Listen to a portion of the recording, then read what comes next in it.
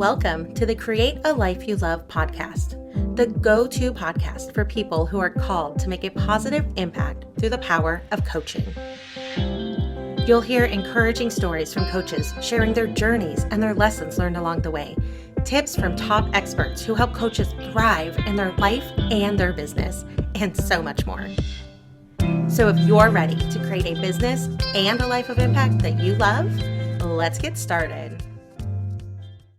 Welcome to part 2 of this episode. If you've missed part 1, it is the episode that was released right before this one. So I would strongly encourage you to go back and listen to part 1 and then dive into part 2. She goes, yeah, I've got some coworkers, some, people in our industry that I would agree with that. And she said, but for me, she goes, yeah, I really am. Life is good. And I'm just like going, okay, I'll do it. I'm in. But it was super painful. And make a long story short, and the reason why I'm bringing this up is that we tried reconciling, and we went through counseling, Christian counseling. It didn't work. He raped me a couple times. That was the end for me. The counselor even told him it was wrong. And I had found out from his hairdresser, who was my friend then, that he had got married before he married me. I thought I was wife number 3. And yeah, Gwen's eyes are wide. You should see mine. So so I had to go. I had 2 good Jewish lawyers. I'm all about that. And they said, well, you need to find out if they got married. And I said, well, I asked her, I said, how do you know he got married? To Debbie. And she said, because I was at the wedding. I'm like, what do you mean you were at the wedding? She says, and I said, he said that he went to City Hall on the women that he married. I know about the first, I know number 2, Roxanne, the kid's mother. I'm like, she said, well, I was there. She goes, let me go see. I think I have the pictures. And I saw the pictures, and it was with an Episcopal priest. And I'm like going, or Catholic. And I'm like, holy mackerel.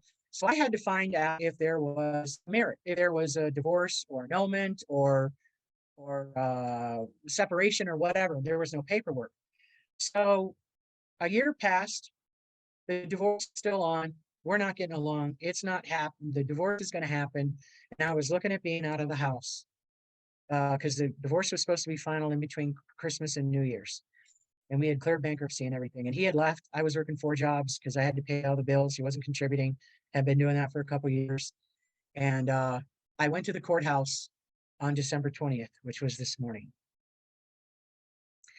And I went to the courthouse with Angie because we were going to stop there before going to Christmas shopping because I wanted to try and get into the Christmas spirit. And I was still a wreck emotionally and mentally. I mean, I would sit there in meetings with my hands on the chairs because if anybody walked by and went, I would blow over. I was just a wreck. I didn't even have $1 to put in the basket. I mean, it was bad. I was strapped for cash. So we went out to the courthouse. I go in and I said, hey, I need to know if this guy's, got married to this girl and everything. I need to see if there was a marriage and everything. And she says, okay. And she was in the computer and she says, that'll be $2 for, it'll cost $2 for the marriage certificate, copy of the marriage certificate. I said, okay. I said, but if you don't find it, can I have my $2 back? Because that was a lot of money. This is like 23 years ago or 25 years ago. And she says, it'll be $2 for the copy of the certificate. And I said, yeah, but if you don't find it, can I get the money back? And Angie described it the best. And this is what she said about me. She says, and then it hit. She said, I have it right here. I have a copy of the marriage. And Angie says, it hit. And I went backwards. I don't know how many steps. I hit the wall. I slid down to the floor. And I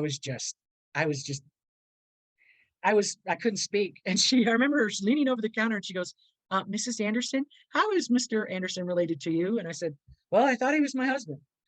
And so she was just like, oh, she said, well, and I was like, son of a, and I said, I want 2 copies. I said, I need 2 copies. So I got 2 copies. I paid her the $4. I went outside into the hallway.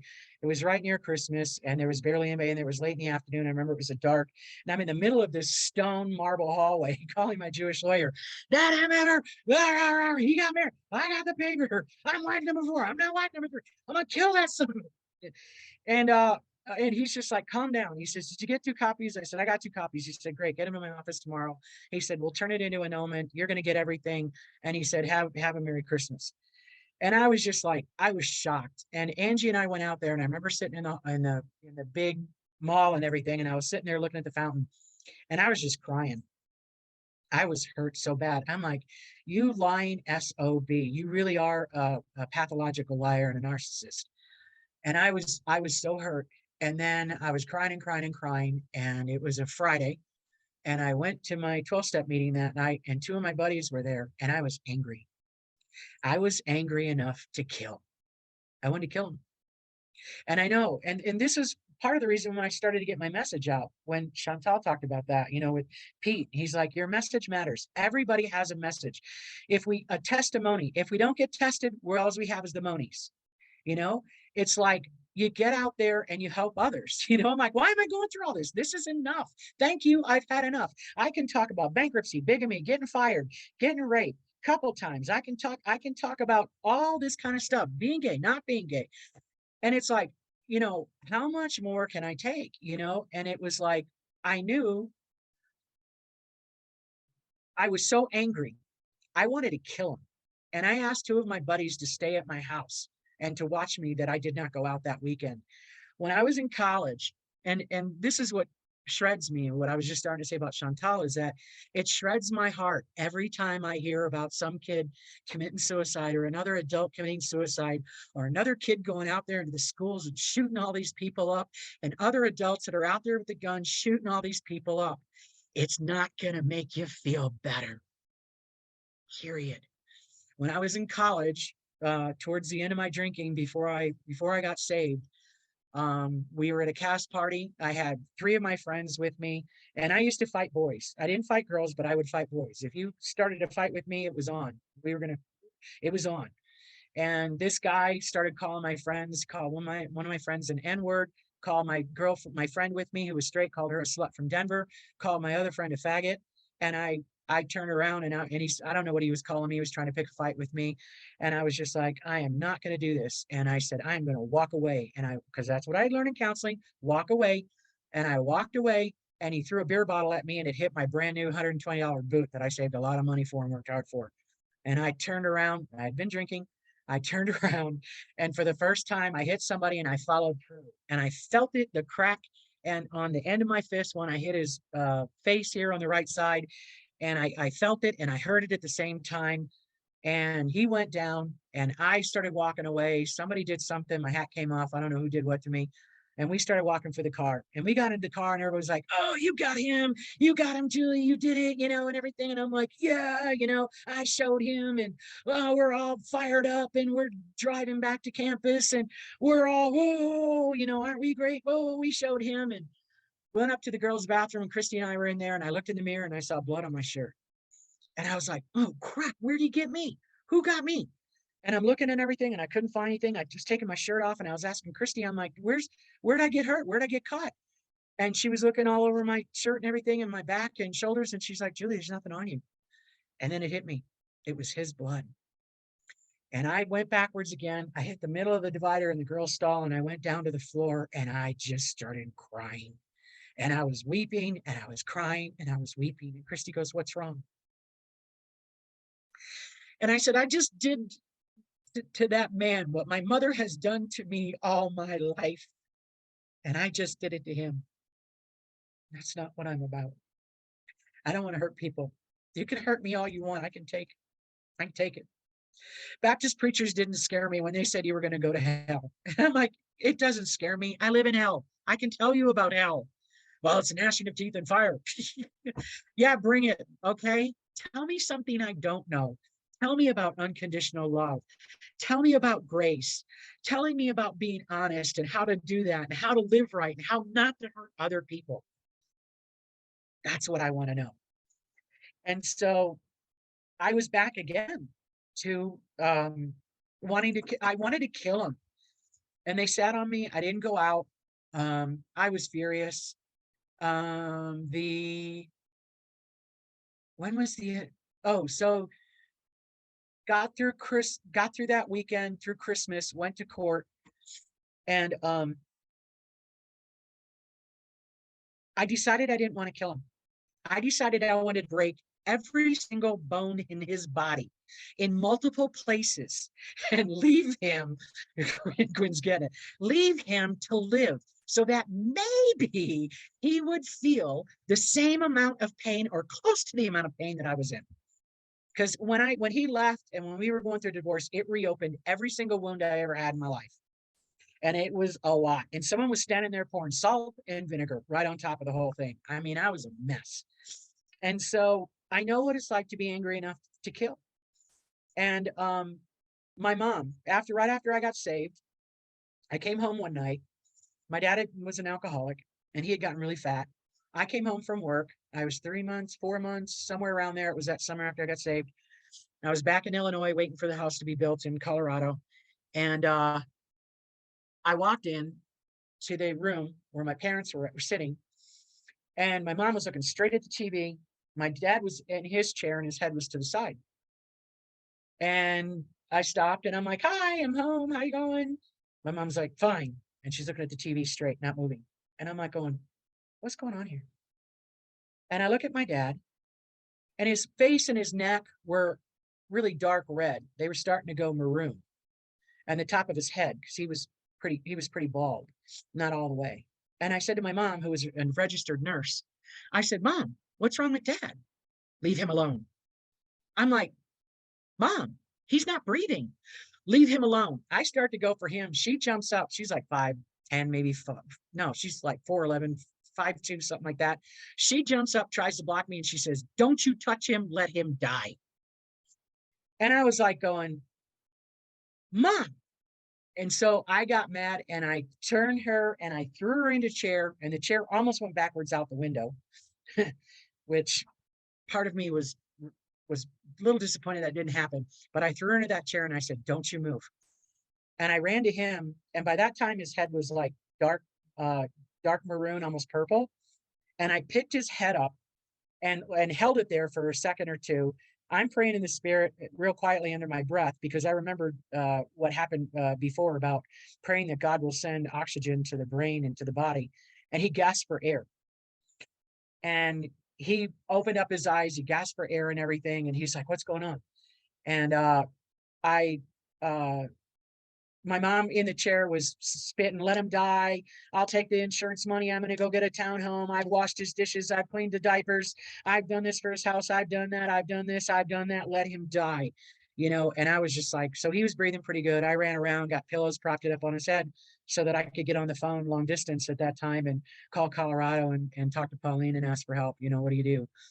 And she said, "Is he breathing?" I'm like, "Yeah, he's breathing on his own. I got the pillows propped up and everything." She's still in there spewing hate and anger. She never would get any help. She was just, living with an alcoholic, and she wanted him to die. She wanted to kill him. And I understand that. I understand that people want to do that, but it's like, it doesn't help. You don't feel good. After the high is off, I feel so bad for those kids that are in jail because they got to feel like crap. They got to be regretting every second that they're alive. And it doesn't help. It doesn't solve anything. It's the same thing when we want out of life and we want to commit suicide. There are no there are no second chances after that. And we're not around to find out that how really good it can be and how much fun we can have and how many other people that we can help and the feeling that we get from that and the joy that we get to see other people that are like the way that we used to be and go, "Doesn't have to be that way. Come on, there's a safe place. There's a place where you can go, get help, go to counseling. If it's secular or Christian or whatever, 12-step group, get a sponsor, get someone that you know and can trust and that you can go to and talk about anything, and talk about what we did wrong. Because like I said, I'm not perfect. I still mess up all the time, and I've got a clean house on my own. I got to trust God. I got a clean house. I got to get my side of the street swept and go back to the people that I've hurt in the past and go back and say, "I'm sober now. I don't act like that anymore. And I'm real sorry what I did. What can I do to make it right?" You know, and it's just a lot of fun. I'd go out with people. I was hanging out with people I would have never drank with at all. We'd go up to Great America, go on rides and everything for the day. We wouldn't drink or anything. We'd have a ball doing it. I'd start to go into art craft fairs and stuff that I was like, "Oh, that's really lame." And I really like it.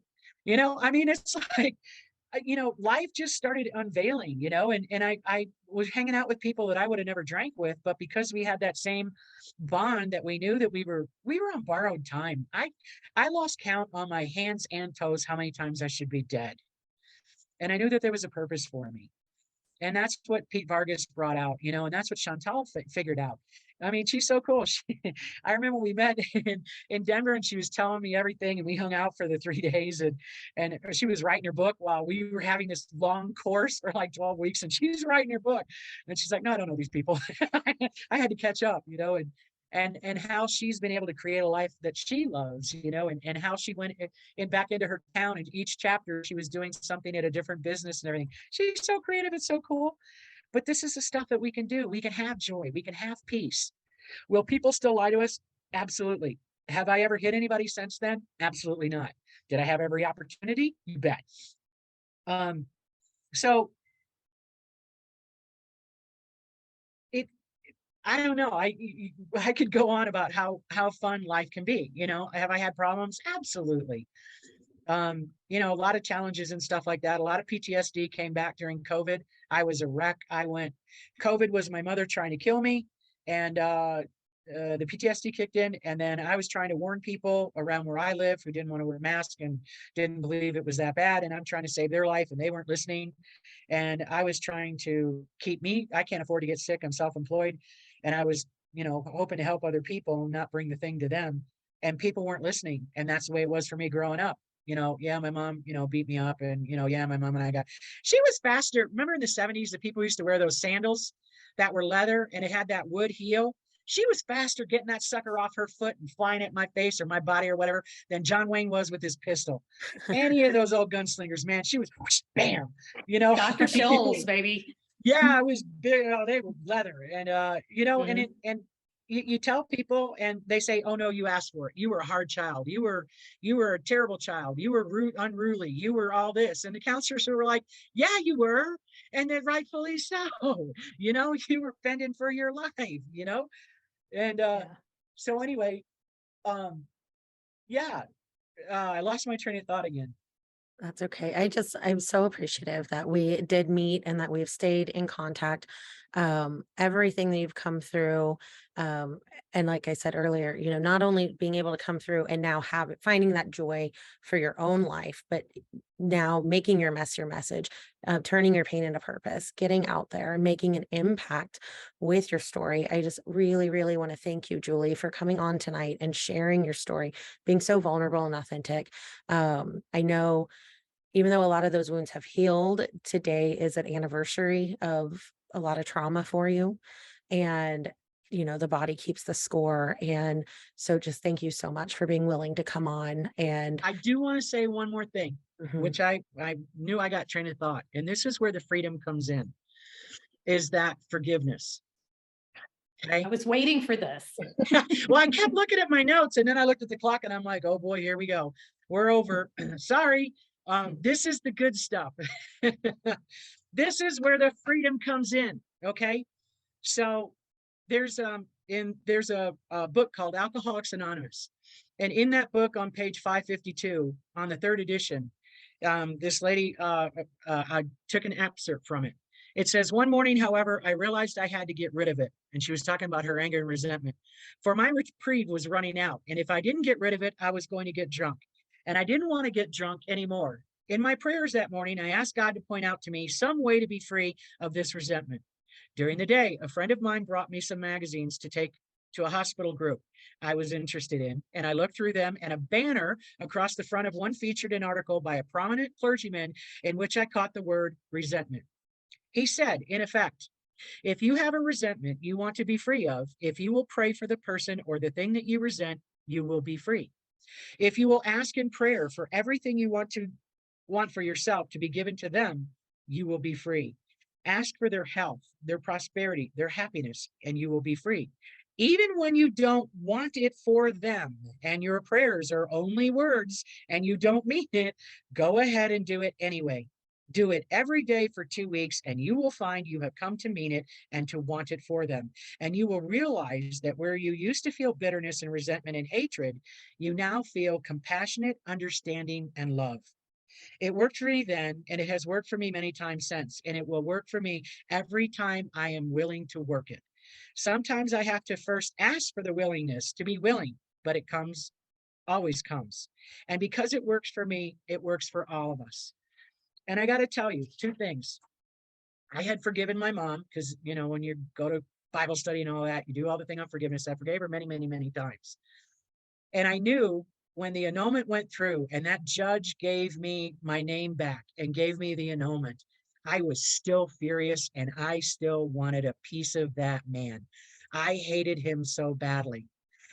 But what happened was I realized I had turned into my mom and I didn't want to be her. Nor did I want to pray for him because I thought that man should be praying for me that I don't come over there and kick his behind. And so I wanted out of it so bad. And it was a Monday night. And I went home and I took that out of the big book. And I said, okay, God, here we are. And this is where people get nervous, especially if I'm in church. And I say, God, I pray for Hank, that son of a, I pray that you'll give him love. I pray that you'll give him peace. And I went on with teeth clenched because I did not want to do it, but I did not want the hate and anger, resentment, and I did not want to be my mom. And I did it. And that Thursday night, I went home after another 12-step meeting. I was laying in bed. It was only 4 nights into it.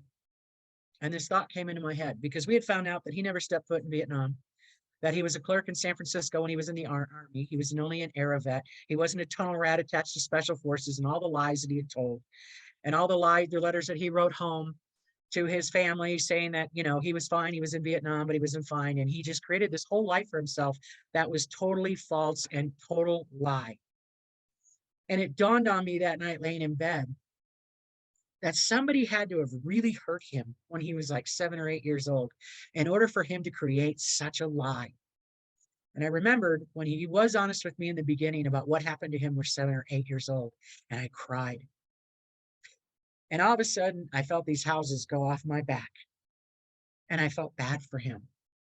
Doesn't mean that what he did was right, but I wept and I wept and I wept for him. Because I did that when his youngest daughter, my stepdaughter, and those were the 2 greatest things that came out of that relationship. I went to her wedding in Nashville. My mom and dad loaned me the money to get on the plane, got down there, ran into him. We had the best weekend ever. He gave me his testimony of how he got saved since he was down there in the Carolinas, how he had accepted the Lord. And I looked at him. I said, did you verify that? Because we all learned that we had to verify whatever he said. And it was verified. And he told me about how he came to the Lord and things had changed for him. We walked into that hotel where they were getting married. He put his arm through my arms and he goes, Jules, I'm so glad you're here. And I said, I'm glad I'm here too. And we just had a good time. The nephews and the nieces were there and everything. And we had a great weekend. We got to see Tammy and Colby get married. And it was wonderful. The other thing that happened was I was laying in bed here in Colorado. So this is many years later. And I was laying there in bed and I had this vision. And it was this little girl. She had long black wavy hair to about here. She had a blue dress like Shirley Temple, and it had the poof out over the knees. It had those black patent leather shiny shoes with the short socks with the laces over them, over the top. And she was standing there and she was just crying, tears streaming down her face. And she looked so hurt and so afraid. And I'm like watching this.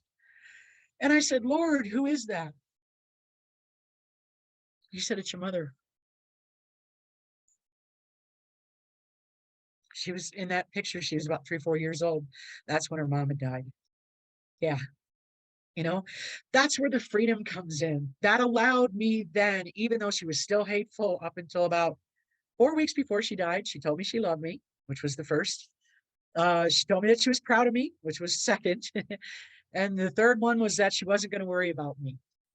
But she told me that within 3 or 4 weeks of her dying. And I still would go back. She would still try and pick fights.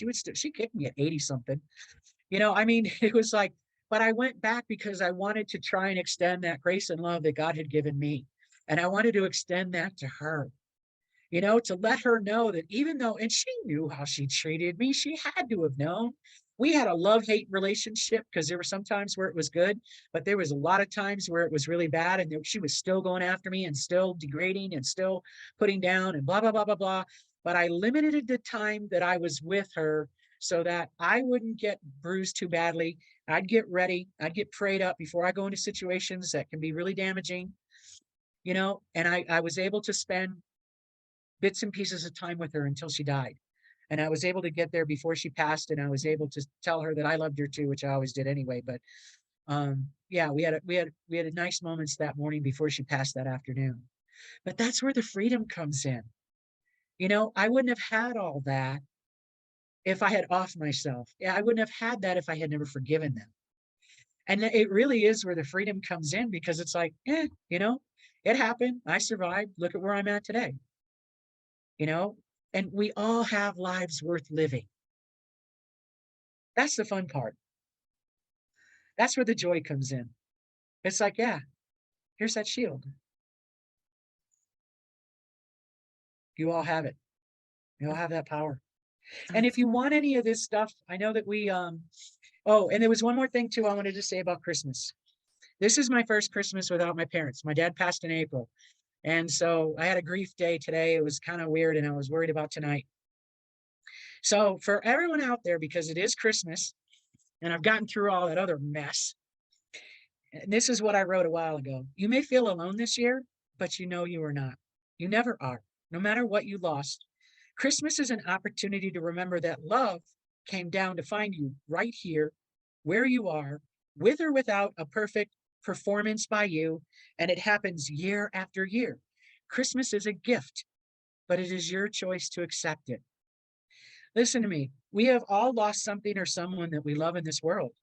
I am not perfect, but through it all, I have learned how to hold firm in the storm, not by holding on to whatever I can find for as long as I can, but by trusting that one thing that matters in this world will never let go of me.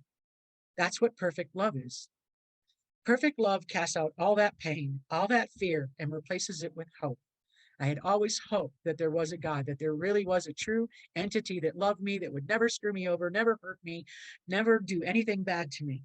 And hope is what you have been asking for. Hope is what kept me going on when I wanted out. And every Christmas, hope is what has been given. Don't you see it? It's right here for you. The God above all gods gave us a part of him, his son in human flesh, so that we can have forgiveness for our sins, the bad stuff that we've done, and have a relationship with him. Our heavenly father, he walked and talked with Adam and Eve in the garden, which I had forgotten about, until they sinned. It separated them from our heavenly father. The birth of his son, the resurrection of him returning to heaven where God is how our relationship can be restored with him was accomplished. Say you're sorry to him. Ask him into your heart. He'll come. You'll know it. Then find a Bible-based church that you enjoy. Go 3 times to give it a fair chance. And tell the pastor that you just said that prayer, and let him or her guide you into the next steps. Or contact me, and I'll be happy to help you. You can email me at julieeisman@aol.com. You could go on my Facebook group, A Life Worth Living online. And you got coaches here.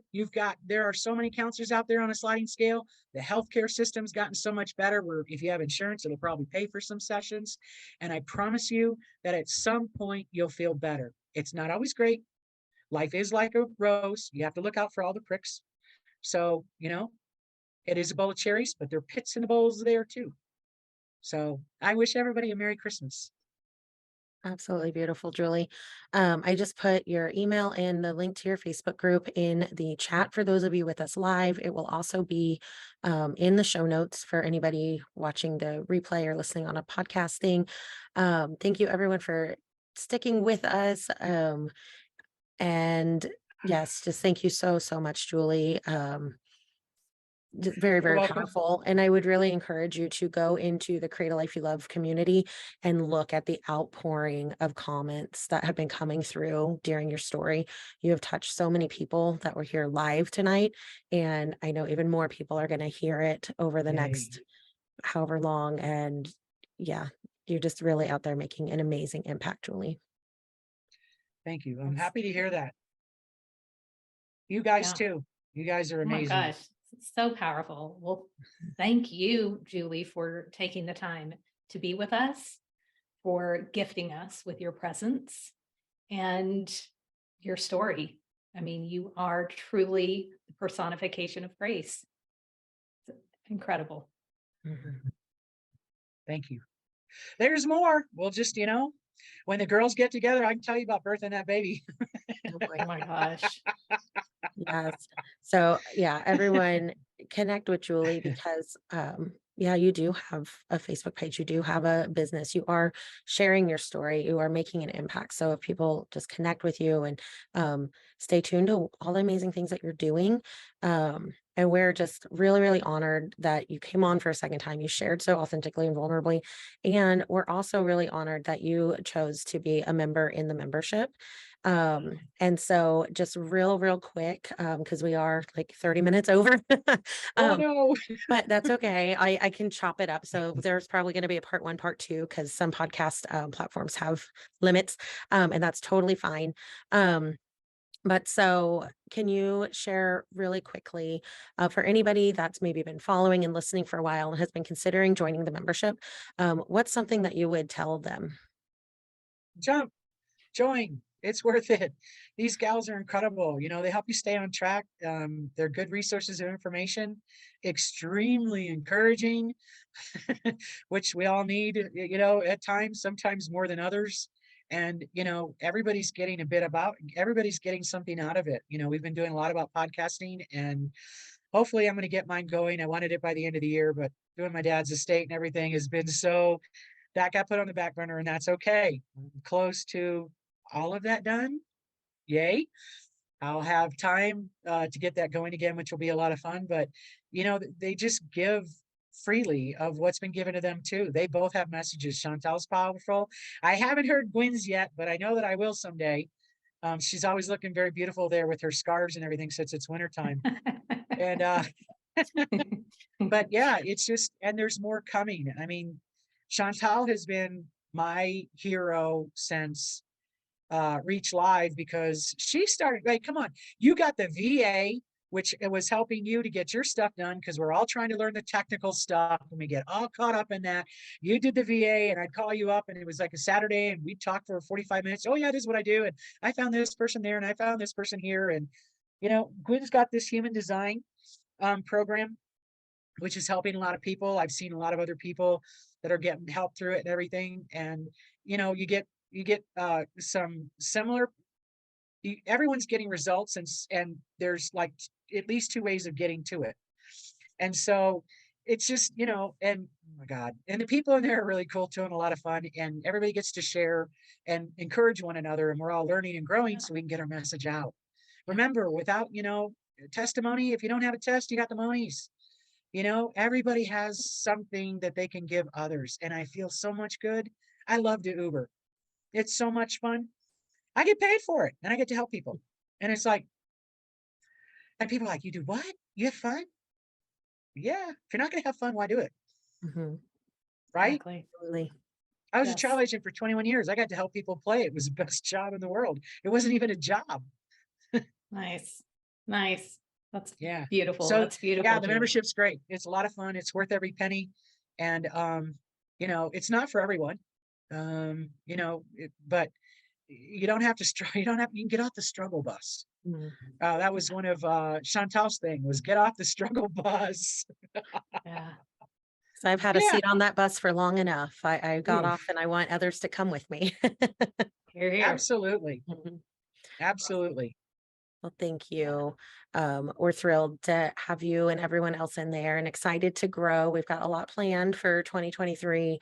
Lots of pivots and growth opportunities for us, for the membership, for each member individually. So it's a pretty exciting time. Indeed, Yeah. it is. Mhm. All right. Merry Christmas and a Merry happy, Christmas. safe, and prosperous new year, and a lot of healing for everyone. Absolutely. Yeah. Yeah. And we hope the listeners, so many who have shared their love and their support about Julie's story, that they've been so inspired that they might leave us a nice podcast review if they're so moved. Yeah. So if And they'll tell head your over friends. to, yeah, Share it exactly. with your friends. That was one of the reasons, it was really put on my heart today to talk about focus on the suicide and the homicide, because so many people check out. And it's Yeah. like, no, it's not a game where you can hit the button and get the life again. There is no chance for fun and happiness and joy and good, solid friends. You don't have to hang out with your family. You can make your own family, whoever that is that loves you and you love them, and you get along most of the time. Yeah. You know, share it with your friends. There's hope. We don't have to check out. That emotional and mental pain does go away, but I highly suggest a professional to help them get through it. And there are so many out there. There's the 811 number now, Mhm. and Exactly. yeah, life is worth living. We all have lives worth living. Spread it to your friends, family members. Absolutely. Yeah. Yeah. It's time to take that life worth living and create a life you love. And yeah, keep spreading it. Keep Read spreading it. Chantal's book. Yes, definitely. Exactly. What's it called again? Oh, just something I never say. Create Create a life you something. love. Khalil. Exactly. It makes a great Christmas gift. It There does. you go. It's You, available you on can, Amazon. and you can give it as an ebook, so you don't have to run Mhm. out and pay $1 million Exactly. to have it shipped. Correct. Exactly. Correct.